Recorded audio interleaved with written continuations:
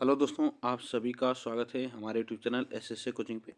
दोस्तों, आज है 14 दिसंबर और 14 दिसंबर के जितने भी मोस्ट इम्पोर्टेंट करंट अफेयर के क्वेश्चन होंगे सभी प्रश्न हम लोग इसमें करेंगे।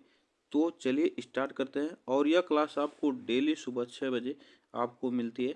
तो यह आप याद रखिएगा, इसमें राष्ट्रीय करंट अफेयर और अंतर्राष्ट्रीय करंट अफेयर के क्वेश्चन भी हम लोग देखते हैं।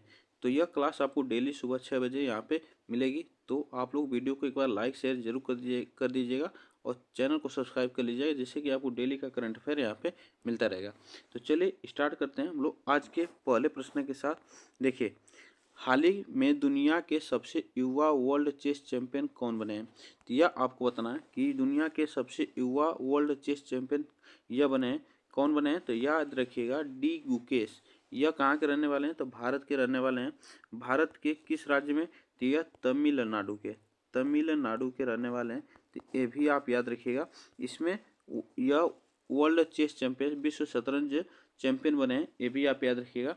इसका आयोजन अगर पूछा जाए कहाँ पे किया गया, तो इसका आयोजन आप याद रखिएगा सिंगापुर में किया गया। ठीक ना, सिंगापुर में किया गया।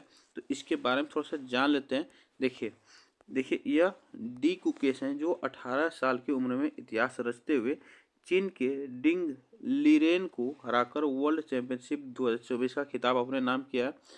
इन्होंने, जो कि यह विश्वनाथ आनंद के बाद भारत के दूसरे विश्व चैंपियन बने हैं। डी गुकेश, जो कि यह गैरी कास्परोव का रिकॉर्ड तोड़ते हुए सबसे कम उम्र में यह उपलब्धि हासिल की है। उनकी इस जीत में ने भारत का गौरव बढ़ाया है। यह बातें आपको याद रखना है। यहाँ से प्रश्न बन सकता है, यह किस रैंक में, विश्व में किस रैंक में है? तो ये भी आप याद रखिए, अगर पूछा जाएगा विश्व रैंक इनकी कितनी है, तो याद रखिएगा यह रैंक है 6। यह विश्व में इनकी रैंक 6 है, ये भी आप याद रखिएगा। यहाँ से प्रश्न बन सकते हैं। चलिए, ठीक है ना। यह कहाँ पे आयोजित किया गया? तो सिंगापुर में आयोजित किया गया है, ये भी आप याद रखिएगा। ठीक है ना। नेक्स्ट क्वेश्चन पे चलते हैं।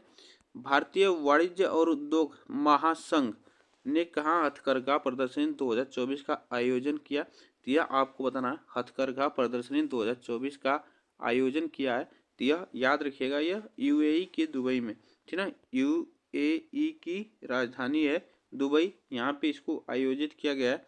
यह बातें आपको याद रखना है। इसके बारे में थोड़ा सा जान लेते हैं। देखिए, हाल ही में वाणिज्य और उद्योग महासंघ ने भारत के महावाणिज्य दूतावास के सहयोग से दुबई में हथकरघा प्रदर्शनी का आयोजित किया गया। इस सांस्कृतिक और वाणिज्य पहल से कारीगरों और अंतर्राष्ट्रीय खरीदारों को एक मंच मिला है, जो कि मणिपुर हथकरघा और हस्तशिल्प विकास निगम ने इनमें हाथ से बने हुए शालों सहित उत्तम पारंपरिक वस्त्रों की प्रदर्शनी लगाई गई। यह बातें आपको याद रखना है। यह मणिपुर में भी यह हथकरघा और हस्तशिल्प विकास निगम इसका प्रदर्शनी लगाई गई, यह भी आपको याद रखिएगा। ठीक ना।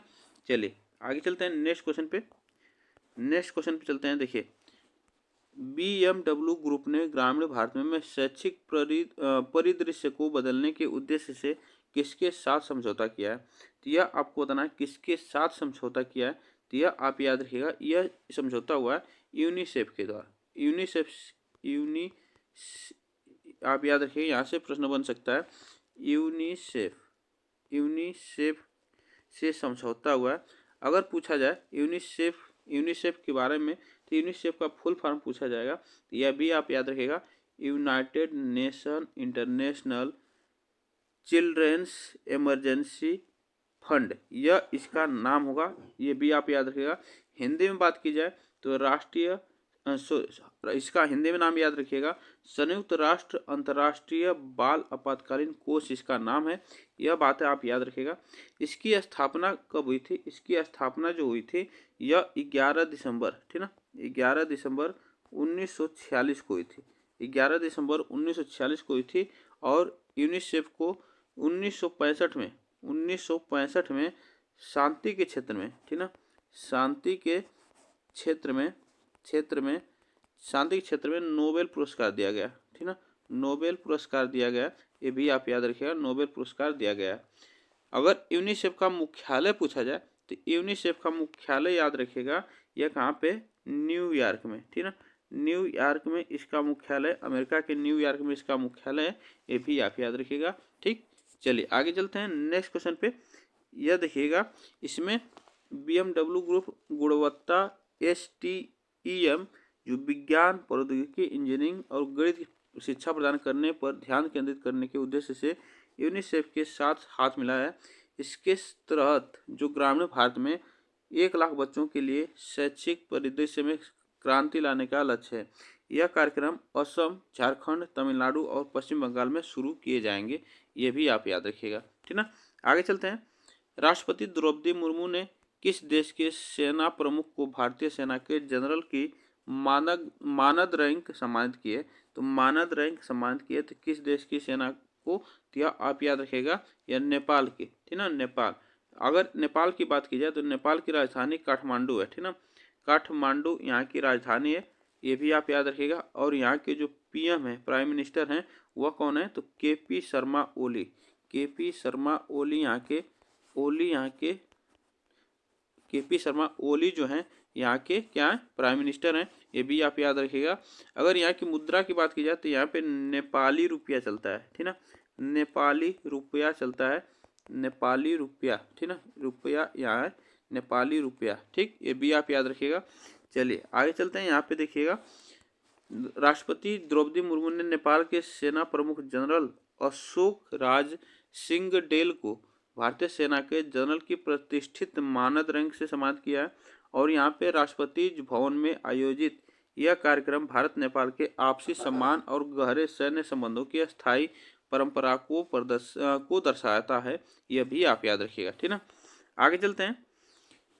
PM मोदी ने यूपी के किस शहर में 5,500 करोड़ की प्रमुख विकास परियोजना का शुभारंभ किया है? तो यह विकास परियोजना का शुभारंभ किया है, तो यह कहाँ पे? तो यह प्रयागराज में। प्रयागराज में महाकुंभ मेला लगने वाला है, तो यह आप याद रखिएगा, महाकुंभ यह मेला लगने वाला है, इसके लिए यह दिया है। अगर बात की जाए महाकुंभ यह कितने वर्षों में लगता है?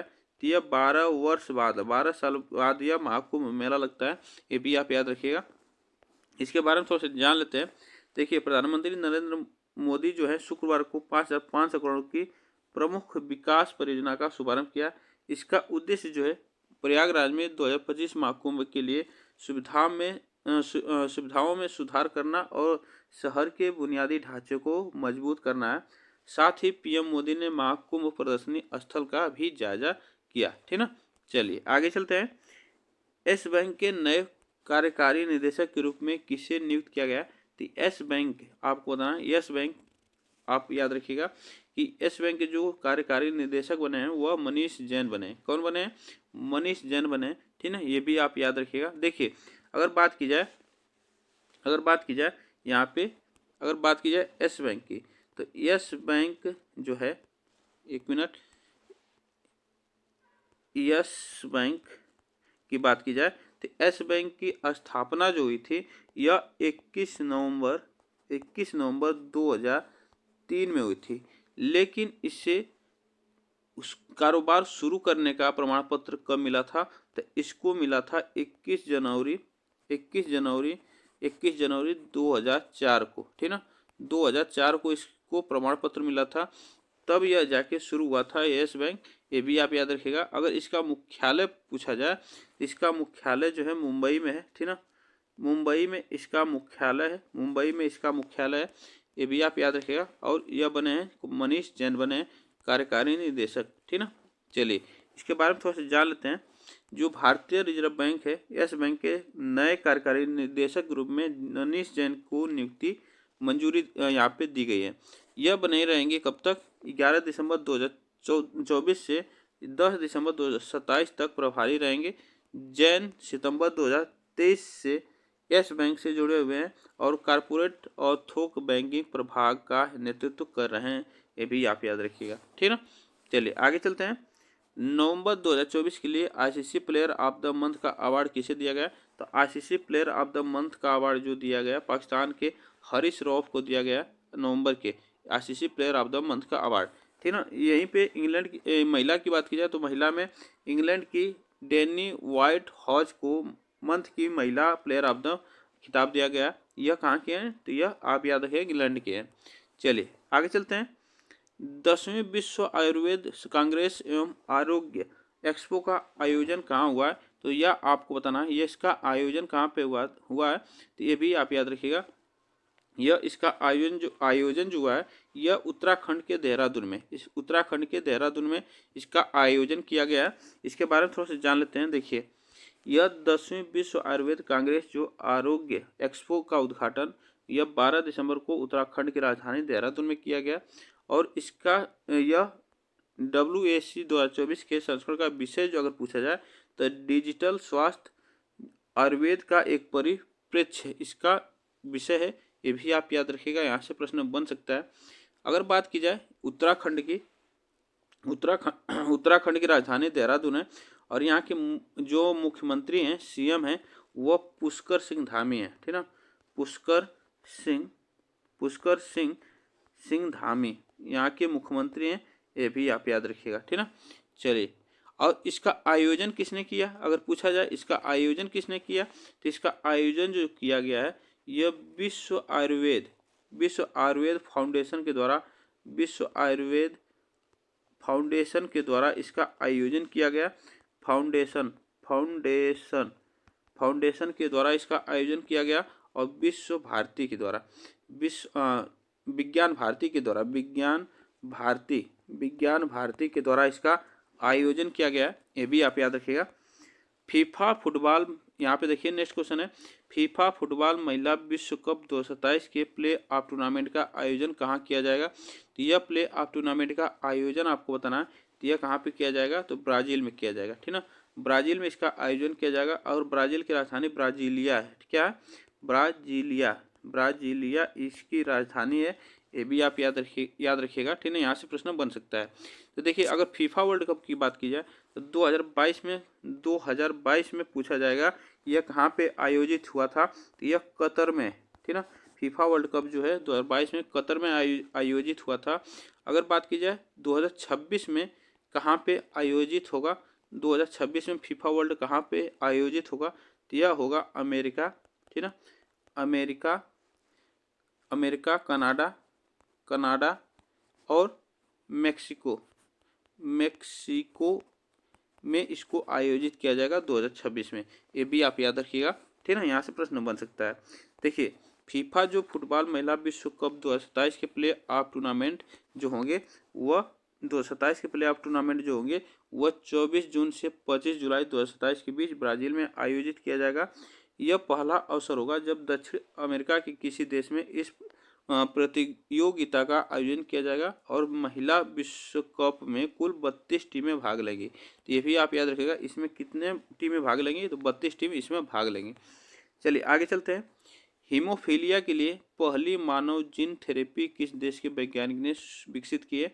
तो यह हीमोफीलिया ए के लिए मानव जीन थेरेपी यह विकसित की है। तो भारत के वैज्ञानिक ने यह विकसित की है। ये भी आप याद रखिएगा, यहाँ से प्रश्न बन सकता है। चलिए आगे चलते हैं। वर्ष 2034 में पुरुष फुटबॉल विश्व कप की मेजबानी कौन सा देश करेगा? तो देखिए 2034 में पुरुष फुटबॉल विश्व कप की मेजबानी कौन सा देश करेगा?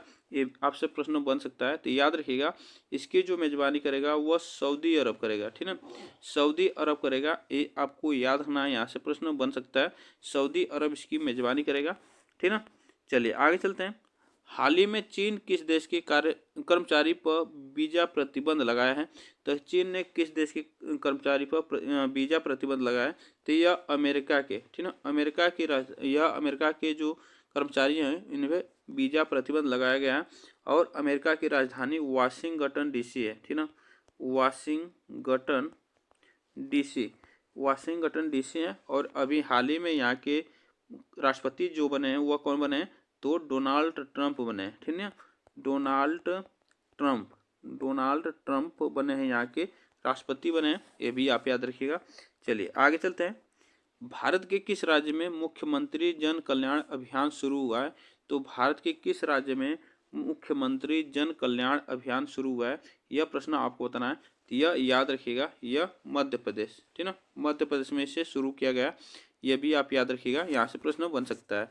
तो इतनी बातें आपको याद रखना है यहाँ पे कि मध्य प्रदेश के बारे में अगर पूछा जाए तो यहाँ पे देखिए मध्य प्रदेश को टाइगर स्टेट के नाम से भी जाना जाता है, टाइगर स्टेट के नाम से जाना जाता है। ठीक है, यहाँ पे टाइगरों की, बाघों की संख्या सबसे ज़्यादा पाई जाती है। पूरे भारत में 70% यहाँ पे टाइगर पाए जाते हैं, ये भी आप याद रखिएगा। अगर मध्य प्रदेश की राजधानी पूछा जाए तो भोपाल इसकी राजधानी है, और यहाँ के जो मुख्यमंत्री हैं मोहन यादव हैं। ठीक है ना, मोहन यादव यहाँ के मुख्यमंत्री हैं, ये भी आप याद रखिएगा, यहाँ से प्रश्न बन सकता है। चलिए आगे चलते हैं।